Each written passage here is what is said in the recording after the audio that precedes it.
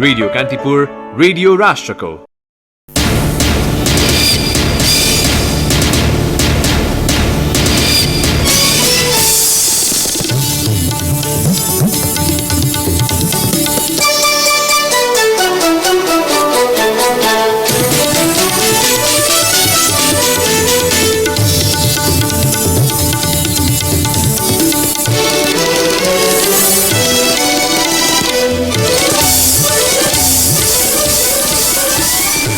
Corona संक्रमणको जोखिम न्यूनीकरणका लागि भारतसँगको सीमा नाकामा उच्च सतर्कता। सीमा व्यवस्थापनबारे भारत सरकारद्वारा नेपालको धारणा माग। अत्यावश्यक बाहेकका सबै सेवा आजदेखि 13 दिनका लागि बन्द। काठमाडौँ उपत्यकामा कम्तीमा 5000 व्यक्ति क्षमताको सार्वजनिक क्वारेन्टाइन स्थल निर्माण गर्ने सरकारको तयारी। प्रकोप विरुद्ध प्रयोग हुने अस्थायी क्वारेन्टाइन र आइसोलेसनका लागि एन्फाले आफ्ना भौतिक संरचनाहरू उपलब्ध गराउने। कोरोना भाइरस संक्रमणको प्रभावका बीच खेलकुद क्षेत्र ठप्प। प्रकोप तत्काल नियन्त्रणमा नआए खेलकुदका सबै क्यालेन्डर प्रभावित हुने राखेपको भनाई।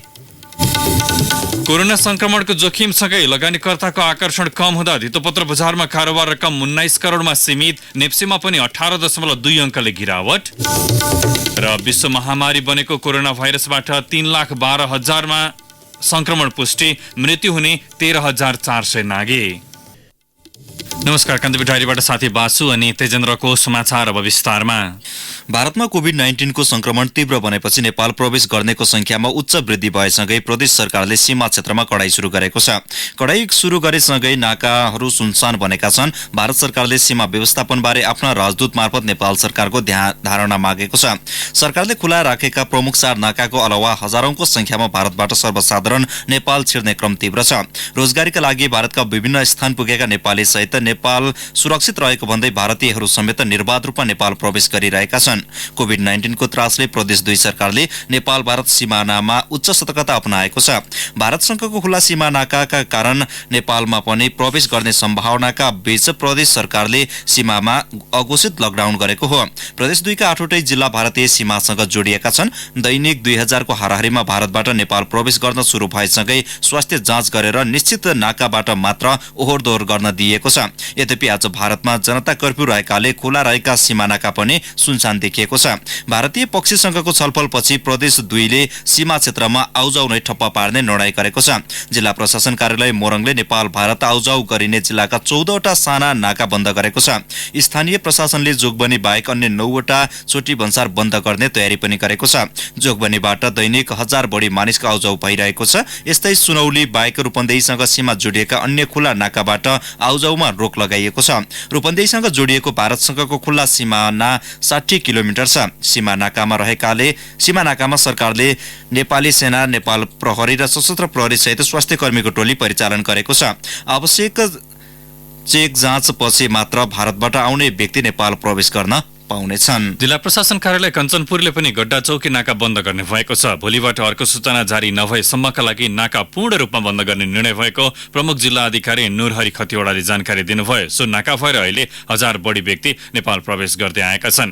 कैलालीमा पनि सशस्त्र प्रहरीले भारतसँगको 101 किलोमिटर सीमा मध्ये धनगढीको त्रिनगर र टिकापुरको खक्रौला बाहेकका सबै सीमा सील गरिदिएको छ। आज बिहानैदेखि सीमाका नेपाली बजारका पसल, व्यवसाय र व्यापारिक प्रतिष्ठान बन्द छन्। छिटपुट रूपमा पैदल यात्रुहरू मात्र हिँडेको देखिन्छ।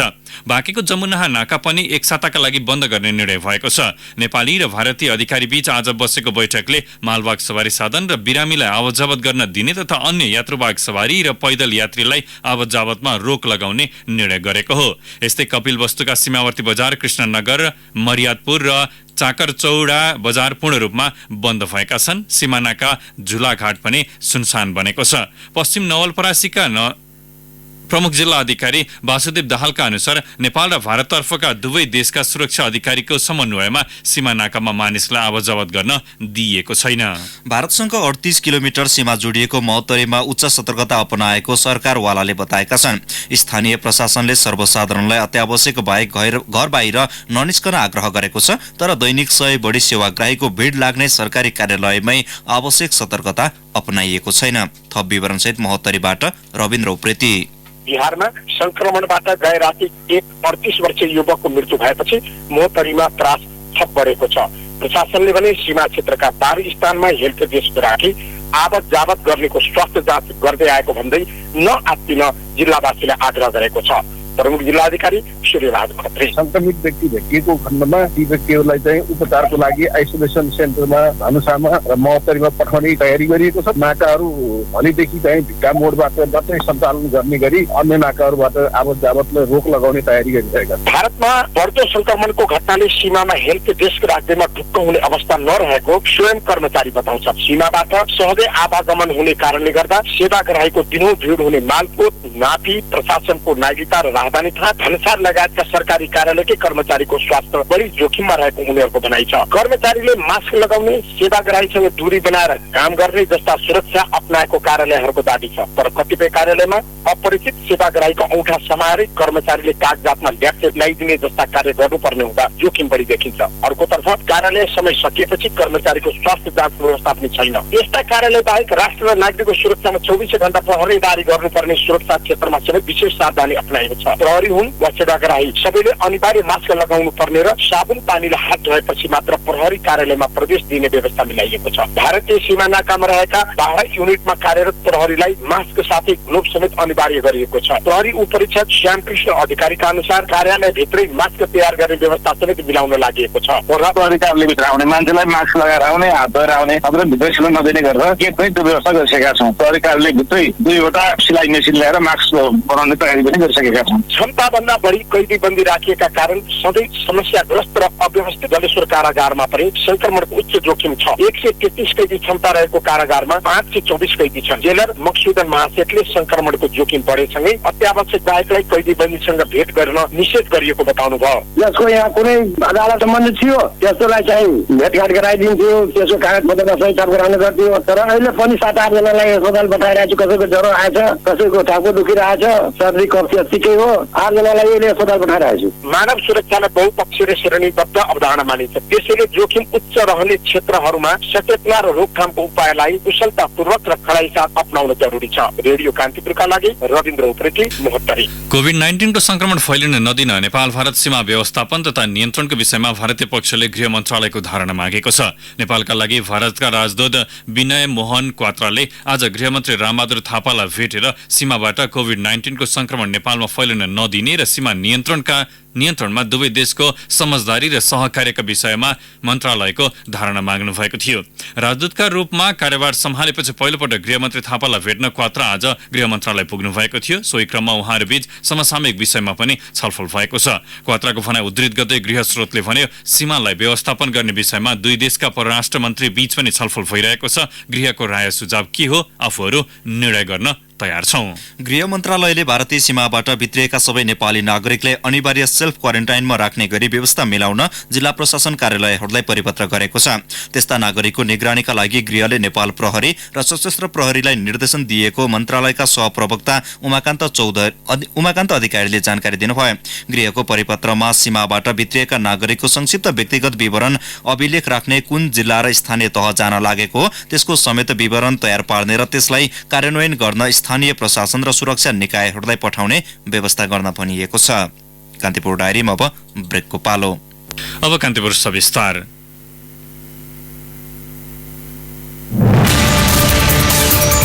कान्तिपुर सविस्तार। कोरोनाको विश्वव्यापी असरको बाछिटाले खेलकुद क्षेत्रलाई नराम्ररी गाँजेको छ। उच्च सतर्कताका बीच नेपालमा एकजनामा मात्र संक्रमण पुष्टि भए पनि अन्य देशमा पारेको प्रभावले नेपाली खेलकुद क्षेत्र पनि ठप्प बनेको छ। ओलम्पिकको तयारीसँगै नेपालले खेल्न लागेको विश्वकप फुटबल र क्रिकेटको छनौट पनि रोकिएका छन्। पछिल्लो अवस्थाबाट फुर्सदिला बनेका खेलाडी र खेल संघका पदाधिकारी यो अवस्थामा सुरक्षात्मक उपायको अर्को विकल्प नरहेको बताइरहेका छन्। जापानको टोकियोमा जुलाई 24 देखि अगस्त 9 सम्म हुने ओलम्पिक खेलकुदको तयारीमा रहेका खेलाडी मात्र होइन, विश्वकप फुटबल र क्रिकेटको छनौटमा रहेका खेलाडी पनि कोरोना संक्रमणको त्रासपछि फुर्सदिला बनेका छन्। विश्वकपको एसियाली छनौटसँगै लिग 2 क्रिकेटका सिरिज पनि तत्कालका लागि रोकिएका छन्। खेलकुदका अन्तर्राष्ट्रिय प्रतियोगिता रोकिए पनि सम्बद्ध खेलकुदका अधिकारीहरू यो अवस्थामा हरेक खेलाडीले अन्तर्राष्ट्रिय स्तरमा आफ्नो स्तर मेन्टेन गर्दै अघि बढ्नुपर्ने बताउँछन्। नेपाल राष्ट्रिय तथा अन्तर्राष्ट्रिय खेलाडी संघका अध्यक्ष दीपक सुरेश छ। कुनै पनि क्षेत्र छैन कि जसले प्रभाव नपारेको, त्यही कारणले गर्दाखेरि खेलकुदमा पनि यसले ठुलो प्रभाव पारेको छ। सँगसँगै अहिले ओलम्पिकको मुभमेन्टहरू छ त्यो पनि अलिकति मत्थर भएको जस्तो देखिएको छ होइन। अब यसले ट्रेनिङमा पनि पक्कै पनि असर पारेको छ। त्यही भएर अब अहिले चाहिँ नि आफ्नो लेभल बढाउने होइन कि लेभल चाहिँ नि कसरी मेन्टेन गर्ने भन्ने कुरा नै हाम्रो लागि चाहिँ महत्त्वपूर्ण भएको छ। निकै व्यस्त तालिकामा रहेका खेलाडीहरू पछिल्ला दिनहरूमा प्रशिक्षण र सामान्य अभ्यासबाट समेत टाढा छन्। शहीद स्मारक ए डिभिजन लिग लगत्तै विश्वकप छनौटको तयारीमा जुटेका फुटबल खेलाडी संक्रमणको त्राससँगै घर फर्किएका छन्। प्रशिक्षक युहान कालिन पनि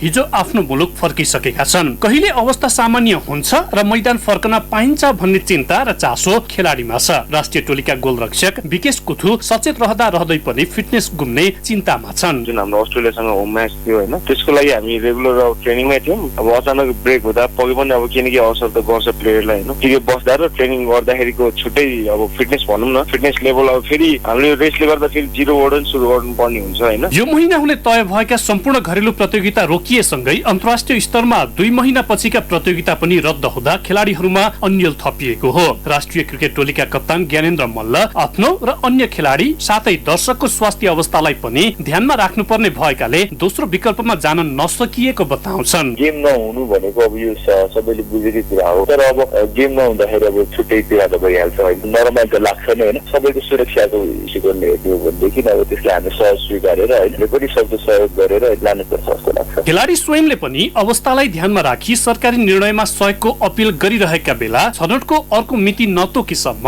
अन्तर्राष्ट्रिय स्तरका खेलका गतिविधि रोक्नै पर्ने बाध्यता रहेको नेपाल ओलम्पिक कमिटिका अध्यक्ष जीवनराम श्रेष्ठको भनाइ छ। खेलाडीहरूलाई त्यहाँ सहभागी गराउनको लागि क्वालिफाइङ ग्राउन्डहरू हुन्छ, जुन संसारका ठुला सहरहरूमा प्रायः क्वालिफाइङ ग्राउन्डहरू राखेका थिए, प्रायः सबै चाहिँ क्यान्सल भइसकेको अवस्था छ र अर्को डेटहरू तोक्न सकेको छैन। र अहिले जसरी यो संसारभरि चाहिँ नि अहिले संक्रमण फिँजिँदै गइरहेको छ, त्यसले गर्दा कहिले गर्ने भन्ने पनि टुङ्गो गर्न सक्ने अवस्था बनेको छैन। खेलाडीहरूले आफ्नो प्रशिक्षणलाई पनि नियमित गर्न पाउने अवस्था बनेको छैन, त्यसले डिस्टर्ब भइरहेको छ। यसले तोकिएको मितिमा अन्तर्राष्ट्रिय स्तरका ठूला प्रतियोगिता हुनेमा आशंका रहेको भन्दै अध्यक्ष श्रेष्ठले नेपालले पनि सोही अनुसारको रणनीति अख्तियार गर्ने उल्लेख गर्नुभयो। यो अवस्थामा त अब यो क्वालिफाइङ ग्राउन्ड तुरुन्तै राख्ने स्थिति पनि भएन र यो संक्रमणको अवस्था नियन्त्रणमा नआइकन क्वालिफाइङ ग्राउन्डको नीति तोक्ने स्थिति पनि छैन। अब यदि यो स्थिति तत्काल नियन्त्रणमा आएन भने निर्धारित समयमा नै गर्नको लागि चाहिँ अप्ठ्यारै स्थिति बन्छ भन्ने लाग्छ। मैदानमा हुने खेलकुदका गतिविधि मात्र होइन, संस्थागत रूपमा हुने छलफल र बैठक पनि हुन नसक्दा नीतिगत तथा अन्य प्रक्रियाहरूमा पनि प्रत्यक्ष असर परिरहेको छ।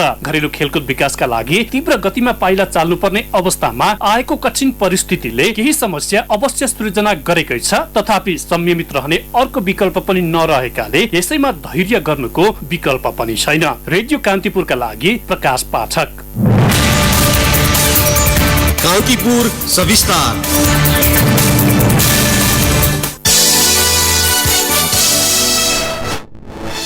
सरकारले काठमाडौँ उपत्यकामा कम्तीमा 5000 व्यक्ति क्षमताको सार्वजनिक क्वारेन्टाइन स्थल निर्माण गर्ने तयारी गरेको छ।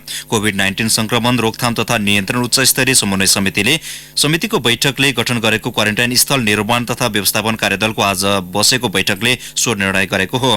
समितिको हिजो बसेको बैठकले कार्यदल गठन गरेको थियो। उपत्यकामा कम्तीमा 5000 व्यक्ति क्षमताको सार्वजनिक क्वारेन्टाइन स्थल तत्काल निर्माण गर्न सम्बन्धित सबै निकायहरू संयुक्त रूपमा परिचालित हुने र सार्वजनिक क्वारेन्टाइन स्थललाई आवश्यक पर्दा तुरन्त अस्थायी अस्पतालमा रूपान्तरण गर्न सकिने गरी तयारी गर्ने निर्णय भएको कार्यदल संयोजक एवं संस्कृति पर्यटन तथा नागरिक उड्डयन मन्त्री योगेश भट्टराईको सचिवालयले जनाएको छ। त्यस्तै बैठकले राष्ट्रिय खेलकुद परिषदको काठमाडौँ, ललितपुर, पोखरा, बुटौल र धरानमा रहेका होस्टल तथा रंगशालामा क्वारेन्टाइनका लागि व्यवस्थापनको तयारीबारे विवरण पेश गर्न पनि मातहतका निकायलाई निर्देशन दिने निर्णय गरेको छ। संक्रमण रोकथामका लागि सरकारले अत्यावश्यक बाहेकका सम्पूर्ण सेवा 13 दिनका लागि बन्द गरेको छ। कोरोना भाइरस रोकथाम उच्च स्तरीय समितिको सिफारिसमा सरकारले आजबाट लागू हुने गरी आगामी चैत्र 21 गतेसम्मका लागि अत्यावश्यक बाहेकका सम्पूर्ण सेवा बन्द गराएको हो। 250 किलोमिटर भन्दा लामो दूरीका सवारी पनि भोलिबाट चलाउन पाइने छैन।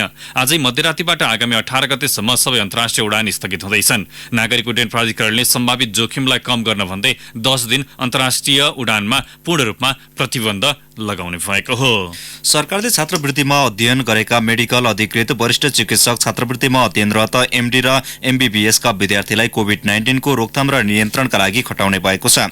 स्वास्थ्य तथा जनसङ्ख्या मन्त्रालयले आज सूचना जारी गरी स्थानीय तहका पूर्ववत काम प्रभावित नहुने गरी संक्रमण रोकथामका लागि खटिन वरिष्ठ चिकित्सक र मेडिकल अधिकृतहरूलाई निर्देशन दिएको छ। मेडिकल कलेजहरूमा वरिष्ठ चिकित्सक र MBBS का विद्यार्थीलाई सम्बन्धित कलेजसँग आवश्यक समन्वय गरी कोभिड-19 को रोकथाम र नियन्त्रणका लागि परिचालन हुन पनि सरकारले आग्रह गरेको छ। विराटनगर महानगरपालिका 9 स्थित श्री सर्जी इम्पेक्सले लुकाएर राखेको 11,000 थान बढी सर्जिकल मास्क र 400 सेनिटाइजर बरामद भएको छ। बजारमा मास्क र सेनिटाइजरको कालोबजारी भइरहेको विषयमा सरकारवालाले गुनासो गरेपछि विराटनगर महानगरपालिका औषधि व्यवस्था विभाग र प्रहरीको संयुक्त अनुगमन गर्ने क्रममा स्वास्थ्य सामग्री बरामद भएको प्रहरी उपरीक्षक विश्व अधिकारीले बताउनुभयो। लोकसेवा आयोगले पूर्व निर्धारित सबै अन्तर्वार्ताका कार्यक्रम स्थगित गरेको छ। आयोगका प्रवक्ता गीता कुमारी हुमागाईले विज्ञप्ति जारी गरी संक्रमणका कारण सिर्जित स्वास्थ्य सुरक्षा संवेदनशीलतालाई ध्यानमा राख्दै चैत 11 गतेदेखि सञ्चालन हुने भनिएका पूर्व निर्धारित सबै अन्तर्वार्ताका कार्यक्रम स्थगित गरिएको उल्लेख गर्नुभएको छ। आयोगको आज बसेको बैठकले अर्को सूचना प्रकाशन नभएसम्मका लागि स्थगन गर्ने निर्णय गरेको उल्लेख छ। उपभोक्ताको गुनासोका बीच नेपाल अयल निगमले ग्यासको आपूर्ति सहज बनाउन काठमाडौँ उपत्यकाका विभिन्न 22 स्थानमा आजबाट रिटेल काउन्टर सञ्चालनमा ल्याएको छ। एलपी ग्यास उद्योग संघले आज विज्ञप्ति जारी गरी साविककै मूल्य प्रति सिलिन्डर 1,375 रुपियाँमा ग्यास उपलब्ध गराएको उल्लेख गरेको छ। संक्रमणबाट जोगिन मुस्ताङको मुक्तिनाथ र कागबेनीमा यस वर्ष चैते दशैंमा हुने धार्मिक मेला तथा पूजा बन्द गरिएको छ। यस्तै जिल्लाभरिका मन्दिर तथा गुम्बामा गरिने नृत्य पूजा बाहेकका सबै धार्मिक कार्यक्रममा पनि रोक लगाइएको मुस्ताङ प्रशासनले जनाएको छ। अब केही समाचार संक्षेपमा। नेपाल प्रहरीको प्रादेशिक संरचना कर्तव्य अधिकार क्षेत्राधिकारका विषयमा राय बुझ्नका लागि विज्ञका रूपमा पूर्व महानिरीक्षक आइजिपी कुबेर सिंह राणा र पूर्व एआइजी सुरेन्द्र बहादुर शाह नियुक्त भएका छन्। प्रहरी संगठनको कर्तव्य र सीमा बारेका जानकार राणा र शाहलाई गृह मन्त्रालयले विज्ञका रूपमा नियुक्त गरेको हो। गृहमन्त्री रामबहादुर थापासँगको भेटमा नेपालका लागि भारतीय राजदूत विनय मोहन क्वात्राले भारतीय सहयोगमा काभ्रेको पनौतीमा बन्न लागेको नेपाल प्रहरी तालिम केन्द्रको निर्माणले गति लिने प्रतिबद्धता व्यक्त गर्नु भएको छ। 2071 साल मङ्सिर 11 गते शिलान्यास लगतै भारतले केही रकम निकासा गरे पनि नेपालले एकपक्षीय रूपमा परामर्शदाता नियुक्त गरेको भन्दै भारतले सोपछि निर्माण प्रक्रिया अगाडि बढाएको छैन। आकाशमा इन्जिन फेल भएपछि काठमाडौँबाट लुक्लाका लागि उडेको समिट एयर 9 AMG कल साइनको विमान रामेछापमा आकस्मिक अवतरण गरिएको छ। विमानमा सवार 18 यात्रु र चालक दलका 3 जना सदस्य सकुशल छन्। रुकुम पूर्वको भूमे गाउँपालिका 7 धर्मशालाका 101 घर परिवारले वडा कार्यालय निर्माणका लागि 2251 वर्ग मिटर जग्गा खरिद गरिदिएका छन्। एक परिवारले 11,000 रुपियाँका दरले संकलन गरेर उनीहरूले गाउँ नजिकै रहेको 6 जनाको जग्गा 10,23,000 मा खरिद गरिएको हो। भूमे गाउँपालिकाकै 5 नम्बर ओडाका जनप्रतिनिधि शिक्षक कर्मचारी र समूहले 6,50,000 रुपियाँ संकलन गरेर स्वास्थ्य चौकीका लागि जग्गा खरिद गरेका छन्। र सेवाग्राहीसँग घुस लिँदै गरेको अवस्थामा रौतहटको यमुनामाई गाउँपालिका 3 का वडा सदस्य राम विश्वास मुखिया पक्राउ परेका छन्। सेवाग्राहीसँग 13,000 रुपियाँ लिँदै गर्दा अख्तियारको बर्दिवासबाट गएको टोलीले उनलाई नियन्त्रणमा लिएको हो। कान्तिपुर डायरीमा फेरि पनि ब्रेकको पालो। अब आर्थिक प्रसंग। कोरोना संक्रमणको जोखिमसँगै शेयर बजारमा लगानीकर्ताको आकर्षण कम हुँदा धितोपत्र बजारमा आज 19 करोड रुपियाँ बराबरको मात्र कारोबार भएको छ। आज कुल 123 कम्पनीको 2,391 कारोबारबाट 19 करोड 46,42,984 रुपियाँ बराबरका 4,80,527 किता शेयर किनबेच भए। यो कारोबार भएको अन्तिम दिनको तुलनामा 1 अर्ब 70 करोड रुपियाँ बढीले कम हो। धितोपत्र बजारमा गत बिहीबार 1 अर्ब 90 करोड 31 लाख रुपियाँ बराबरको कारोबार भएको थियो। कोरोना संक्रमणको जोखिम बढेसँगै सरकारले आजबाट अति आवश्यकीय बाहेकका सेवा सञ्चालन नगर्न आग्रह गरेसँगै लगानीकर्ताहरू शेयर बजारमा कम आकर्षित हुँदा समग्र कारोबार प्रभावित बनेको हो। कारोबार रकममा ठूलो अंकले गिरावट आएसँगै बजार परिसूचक नेप्सीमा पनि 18.2 अंकले गिरावट आएको छ। नेप्सी आज 1,251.45 अंकमा कायम भएको छ। होटेल, अन्य र निर्जीवन बीमा समूह बाहेक अन्य सबै समूहको उपसूचक आज ओह्रालो लागेको छ। सबैभन्दा बढी जीवन बीमा समूहको उपसूचक करिब 104 अंकले गिरावट आएको नेपाल स्टक एक्सचेन्जले जनाएको छ। कोरोना संक्रमणको जोखिम न्यूनीकरणका लागि नगद कारोबारको सट्टा विद्युतीय कारोबारमा जोड दिने नेपाल राष्ट्र बैंकले सबैलाई आग्रह गरेको छ। केन्द्रीय बैंकले आज सूचना जारी गर्दै सबै बैंक तथा वित्तीय संस्थाले विद्युतीय भुक्तानीको कारोबारमा शुल्क नलाग्ने व्यवस्था गरिसकेकाले सम्भव भएसम्म विद्युतीय माध्यमबाट कारोबार गर्न आग्रह गरेको हो। यस्तो कारोबार छिटो, छरितो र सुरक्षित समेत हुने केन्द्रीय बैंकले उल्लेख गरेको छ। विद्युतीय भुक्तानी कारोबारलाई थप सहज बनाउन ठूलो मूल्यको भुक्तानीका लागि कार्यान्वयनमा ल्याइएको आरटीजीएस मार्फत कारोबार गर्दा हाल लाग्दै आएको शुल्क नलाग्ने व्यवस्था समेत राष्ट्र बैंकले गरेको छ।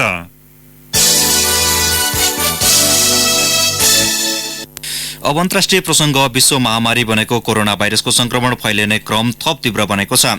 हालसम्म 3,11,988 जनामा संक्रमण पुष्टि भएको छ। 13,407 जनाको मृत्यु भएको छ भने संक्रमित मध्ये 93,790 जना पूर्ण रूपमा निको भएको अमेरिकाको जोन्स हपकिन्स विश्वविद्यालयले जनाएको छ।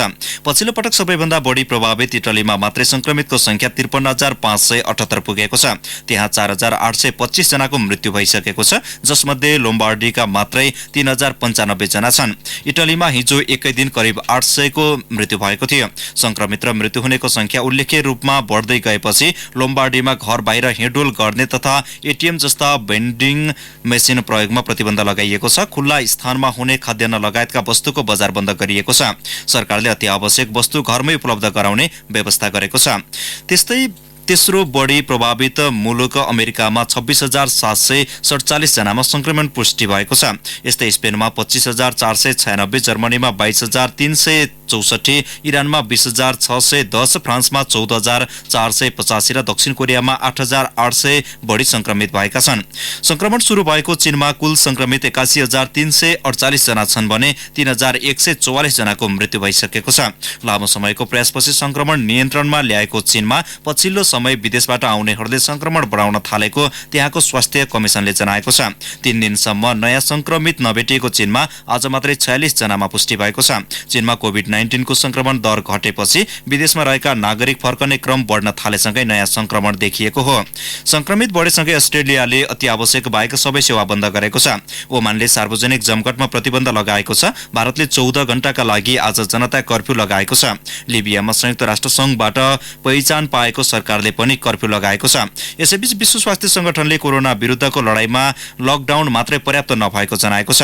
बिरामी तथा संक्रमितहरूको पहिचान गरी उनीहरूलाई आइसोलेट गर्नमा सबै मुलुकहरू केन्द्रित हुनुपर्ने डब्ल्युएचओ का आपतकाल विज्ञ माइक रायनले बताउनु भएको छ। संक्रमण फैलिनबाट रोक्न भन्दै भारतमा आजदेखि 10 दिनका लागि यात्रुवाहक रेल सेवा पूर्ण रूपमा बन्द भएको छ। कोरोना पुष्टि भएका 12 जनाले अघिल्लो साता रेलबाट यात्रा गरेको पुष्टि भएपछि आज बिहान बसेको रेल मन्त्रालय अन्तर्गतको रेलवे बोर्डको बैठकले आजदेखि चैत्र 18 गतेसम्म रेल सेवा बन्द गर्ने निर्णय गरेको हो। लोकल रेल र कोलकाता मेट्रो रेल भने आज रातिसम्म सञ्चालन गर्न छोड्छ। देशभर अत्यावश्यक वस्तुको अभाव नहोस् भन्नका लागि मालवाहक रेल सेवा भने सुचारू राखिने रेलवे मन्त्रालयले उल्लेख गरेको छ। टिकट काटिसकेकाहरूका लागि 2 महिनाभित्र पैसा फिर्ता लिन बोर्डले भनेको छ।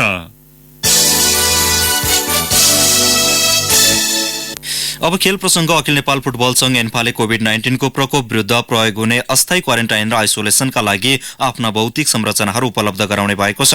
ललितपुरको साधोबाट स्थित एन्फा कम्प्लेक्सको होस्टल, बोटोल र धरानमा रहेको फुटबल एकाडेमीको होस्टल तथा रौतहटको निर्माणाधीन महिला फुटबल एकाडेमीलाई आवश्यक परेको खण्डमा अस्थायी क्वारेन्टाइन र आइसोलेसनका लागि प्रयोग गर्न सक्ने एन्फाले जनाएको छ। यसका लागि संघीय सरकार, प्रदेश सरकार र स्थानीय तहसँग समन्वय गरिने एन्फाले स्पष्ट पारेको छ। एन्फा प्रवक्ता किरण राईले जारी गरेको विज्ञप्तिमा सरकार र विश्व स्वास्थ्य संगठनले गरेको अपील अनुसार आधारभूत नियम पालना गर्न पनि एन्फाले आग्रह गरेको छ। कोभिड-19 को सम्भावित जोखिमलाई ध्यानमा राख्दै एन्फाले आफ्ना फुटबल गतिविधिका साथै अन्य प्रशासनिक क्रियाकलाप स्थगित गरिसकेको छ। हवस् त कान्तिपुर डायरी अहिलेलाई यहीँ सकिन्छ। बासु र तेजेन्द्र बिदा हुन्छौँ। नमस्कार।